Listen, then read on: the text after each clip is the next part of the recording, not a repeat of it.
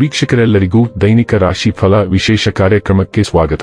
ಇವತ್ತಿನ ಈ ವಿಡಿಯೋದಲ್ಲಿ ನಾವು ವರ್ಷ 2024ರ ಮಾರ್ಚ್ ತಿಂಗಳಿನ 30ನೇ ತಾರೀಕಿನ ದಿನ ಮಕರ ರಾಶಿಯ ಫಲಗಳನ್ನು ತಿಳಿದುಕೊಳ್ಳಲಿದ್ದು, ಈ ದಿನ ಮಕರ ರಾಶಿಯ ಜಾತಕದವರ ಪಾಲಿಗೆ ಹೇಗೆ ಸಾಬೀತಾಗಲಿವೆ, ಈ ದಿನ ಗ್ರಹ ನಕ್ಷತ್ರಗಳ ಸ್ಥಿತಿಗತಿಗಳೇನು ಮತ್ತು ಇಲ್ಲಿ ಉಂಟಾಗಲಿರುವ ಯೋಗಗಳ್ಯಾವುವು, ಈ ಯೋಗಗಳ ಪ್ರಭಾವ ನಿಮ್ಮ ಮೇಲೆ ಹೇಗೆ ಕಾಣಿಸಿಕೊಳ್ಳಲಿದೆ, ಜೊತೆಗೆ ಈ ದಿನಗಳಂದು ನೀವು ಹೊಂದಿರಬೇಕಾದ ಎಚ್ಚರಿಕೆ ಏನು ಅನ್ನೋದೆಲ್ಲವನ್ನ ವಿಸ್ತಾರ ರೂಪದಲ್ಲಿ ಇಲ್ಲಿ ತಿಳಿದುಕೊಳ್ಳೋಣ. ಮಾಹಿತಿ ತಿಳಿದುಕೊಳ್ಳುವುದಕ್ಕೂ ಮುನ್ನ ನಮ್ಮ ವಿನಂತಿ ಎಂದರೆ, ನೀವಿನ್ನೂ ನಮ್ಮ ಚಾನೆಲ್ ಸಬ್ಸ್ಕ್ರೈಬ್ ಮಾಡಿಲ್ಲವೆಂದರೆ ದಯವಿಟ್ಟು ಈಗಲೇ ನಮ್ಮ ಚಾನೆಲ್ ಅನ್ನ ಸಬ್ಸ್ಕ್ರೈಬ್ ಮಾಡಿ. ಹಾಗೆ ನಿರಂತರ ವಿಡಿಯೋ ಅಪ್ಡೇಟ್ಸ್ಗಳಿಗಾಗಿ ಪಕ್ಕದ ಬೆಲ್ ಐಕಾನ್ ಕ್ಲಿಕ್ ಮಾಡಿ. ವೀಕ್ಷಕರೇ, ದೈನಿಕ ರಾಶಿ ಫಲಗಳನ್ನು ತಿಳಿದುಕೊಳ್ಳುವುದಕ್ಕೂ ಮುನ್ನ ಈ ದಿನ ಗ್ರಹ ನಕ್ಷತ್ರ ತಿಥಿಗಳ ಮಾಹಿತಿ ಮತ್ತು ಯೋಗಗಳ ಕುರಿತು ನೋಡೋಣ. ಈ ದಿನವು ಶನಿವಾರದ ದಿನವಾಗಿರಲಿದ್ದು, ಫಾಲ್ಗುಣ ಮಾಸದ ಕೃಷ್ಣ ಪಕ್ಷದ ಪಂಚಮಿಗೆ ತಿಥಿ ಇರಲಿದೆ. ಪಂಚಮಿ ತಿಥಿಯು ಈ ದಿನ ರಾತ್ರಿಯ 9:13 ಇರಲಿದ್ದು, ನಂತರದಲ್ಲಿ ಷಷ್ಠಿ ತಿಥಿ ಪ್ರಾರಂಭವಾಗಲಿದೆ. ಜೊತೆಗೆ ಈ ದಿನ ರಾತ್ರಿಯ 10:03 ಅನುರಾಧ ನಕ್ಷತ್ರದ ಗೋಚರವಿರಲಿದ್ದು, ನಂತರದಲ್ಲಿ ಜ್ಯೇಷ್ಠ ನಕ್ಷತ್ರದ ಗೋಚರ ಪ್ರಾರಂಭವಾಗಲಿದೆ. ಜೊತೆಗೆ ಈ ದಿನ ರಾತ್ರಿಯ 10:47 ಸಿದ್ಧಿ ಹೆಸರಿನ ಯೋಗ ಇರಲಿದ್ದು, ನಂತರದಲ್ಲಿ ವ್ಯತಿಪಾತ ಹೆಸರಿನ ಯೋಗ ಪ್ರಾರಂಭವಾಗಲಿದೆ. ಇನ್ನು ಚಂದ್ರದೇವನು ಈ ದಿನ ವೃಶ್ಚಿಕ ರಾಶಿಯಲ್ಲಿ ಗೋಚರಿಸಲಿದ್ದೆ, ಅದೇ ಸೂರ್ಯದೇವನು ಈ ದಿನ ಮೀನರಾಶಿಯಲ್ಲಿ ಗೋಚರಿಸಲಿದ್ದಾನೆ.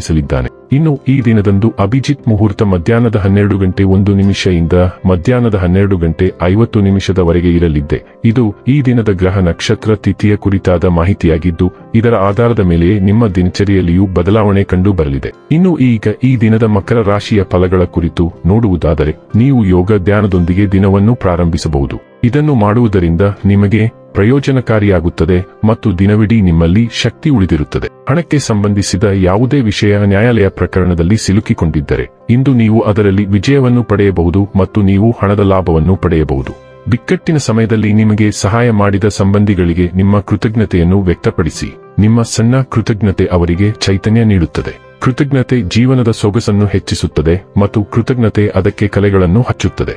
ಪ್ರೇಮಿಗಳು ಕುಟುಂಬದ ಭಾವನೆಗಳ ಬಗ್ಗೆ ತುಂಬಾ ಕಾಳಜಿ ಹೊಂದಿರುತ್ತಾರೆ.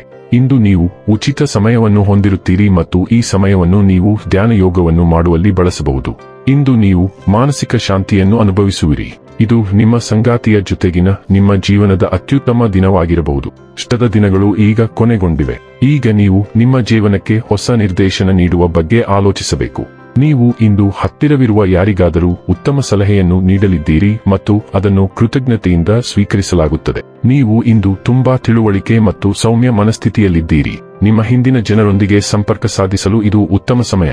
ಹತ್ತಿರದ ಶಾಲಾ ಸ್ನೇಹಿತನಿಗೆ ಕರೆ ಮಾಡಿ ಮತ್ತು ನೀವು ಸಂಪರ್ಕದಲ್ಲಿರುವುದರಲ್ಲಿ ಹೆಚ್ಚಿನ ಸಂತೋಷವನ್ನು ಪಡೆಯುತ್ತೀರಿ. ಹಿಂದಿನ ಭಿನ್ನಾಭಿಪ್ರಾಯಗಳನ್ನು ದೂರ ಮಾಡಲು ಇದು ಉತ್ತಮ ಸಮಯ. ಆರೋಗ್ಯ ಮತ್ತು ಸ್ವಾಸ್ಥ್ಯ ಬಗ್ಗೆ ತಿಳಿದುಕೊಳ್ಳೋಣ. ಹೊಟ್ಟೆಯ ಸಮಸ್ಯೆಗಳಿಂದಾಗಿ ನೀವು ಕೆರಳಿಸುವ ಮತ್ತು ಕೆಟ್ಟದ್ದನ್ನು ಅನುಭವಿಸುತ್ತಿರುವಿರಿ. ಆದರೆ ವಿವೇಚನೆಯಿಲ್ಲದೆ ತಿನ್ನುವುದು ನಿಮ್ಮ ಎಲ್ಲಾ ದೈಹಿಕ ಸಮಸ್ಯೆಗಳಿಗೆ ಮೂಲವಾಗಿದೆ ಎಂದು ನೀವು ಅರಿತುಕೊಳ್ಳಬೇಕು. ಇದು ಈ ಮಾನಸಿಕ ಒತ್ತಡದ ಭಾವನೆಗೆ ಕಾರಣವಾಗುತ್ತದೆ. ನಿಮ್ಮ ಆಹಾರ ಕ್ರಮವನ್ನು ನೀವು ನಿಯಂತ್ರಿಸಬೇಕಾಗಿದೆ, ಆದರೆ ಬಹುಶಃ ಹಾಗೆ ಮಾಡುವುದು ತುಂಬಾ ಕಷ್ಟಕರವಾಗಿರುತ್ತದೆ. ಪಥ್ಯದಲ್ಲಿರುವ ಸ್ನೇಹಿತರ ಜೊತೆ ಸಂಪರ್ಕದಲ್ಲಿರಿ. ಇನ್ನೊಬ್ಬ ವ್ಯಕ್ತಿಯ ಬೆಂಬಲವು ಈ ಪರಿಸ್ಥಿತಿಯಲ್ಲಿ ಉತ್ತಮವಾಗಿ ಸಹಾಯ ಮಾಡುತ್ತದೆ. ಡೈಲಿ ಲವ್ ಮತ್ತು ರಿಲೇಶನ್ಶಿಪ್ ಬಗ್ಗೆ ತಿಳಿದುಕೊಳ್ಳೋಣ. ಸ್ನೇಹಿತರು, ಸಹೋದ್ಯೋಗಿಗಳು ಮತ್ತು ನಿಮಗೆ ತಿಳಿದಿರುವ ಎಲ್ಲಾ ರೀತಿಯ ಜನರು ನಿಮ್ಮ ಪ್ರೀತಿಯ ಜೀವನವು ಸ್ವಲ್ಪ ವೇಗವನ್ನು ಪಡೆಯಲು ನೀವು ಮಾಡಬೇಕಾದ ವಿಷಯಗಳ ಬಗ್ಗೆ ನಿಮಗೆ ತಿಳಿಸಲು ಪ್ರಯತ್ನಿಸಬಹುದು. ಫ್ಲರ್ಟಿಂಗ್ ಸಲಹೆಗಳನ್ನು ಹೊರತುಪಡಿಸಿ ನಿಮ್ಮ ಡೇಟಿಂಗ್ ಡೇಟಾಬೇಸ್ ಅನ್ನು ನವೀಕರಿಸಲು ಅವರು ಏನು ಹೇಳುತ್ತಾರೆಂದು ಅನುಸರಿಸಿ. ನೀವು ಪ್ರೀತಿಯನ್ನು ಹುಡುಕುತ್ತಿದ್ದೀರಿ, ಆದ್ದರಿಂದ ಕೆಲವು ಕ್ಷಣಿಕ ಸಂತೋಷಕ್ಕಾಗಿ ನಿಮ್ಮನ್ನು ಲಾಕ್ ಮಾಡುವುದಕ್ಕಿಂತ ಹೆಚ್ಚಾಗಿ ಅದರ ಮೇಲೆ ಕೇಂದ್ರೀಕರಿಸುವುದು ಉತ್ತಮ. ವೃತ್ತಿ ಮತ್ತು ಹಣ ಬಗ್ಗೆ ತಿಳಿದುಕೊಳ್ಳೋಣ. ಇಂದು ನಿಮ್ಮ ಕೆಲಸದ ಸ್ಥಳದಲ್ಲಿ ನಿಮ್ಮ ಸಂವಹನ ಮತ್ತು ಸಮಾಲೋಚನಾ ಕೌಶಲ್ಯಗಳನ್ನು ನೀವು ವಿಶೇಷವಾಗಿ ಬಳಸಿಕೊಳ್ಳಬೇಕು.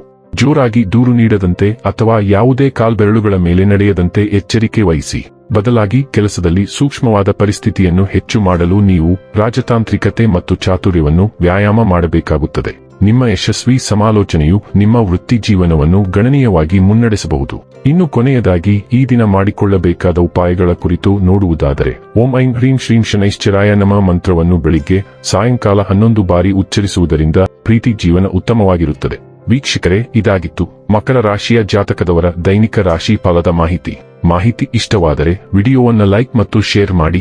ಹಾಗೆ ಚಾನೆಲ್ ಸಬ್ಸ್ಕ್ರೈಬ್ ಮಾಡುವುದರ ಜೊತೆಗೆ ನಿರಂತರ ವಿಡಿಯೋ ಅಪ್ಡೇಟ್ಸ್ಗಳಿಗಾಗಿ ಪಕ್ಕದ ಬೆಲ್ ಐಕಾನ್ ಕ್ಲಿಕ್ ಮಾಡಿ.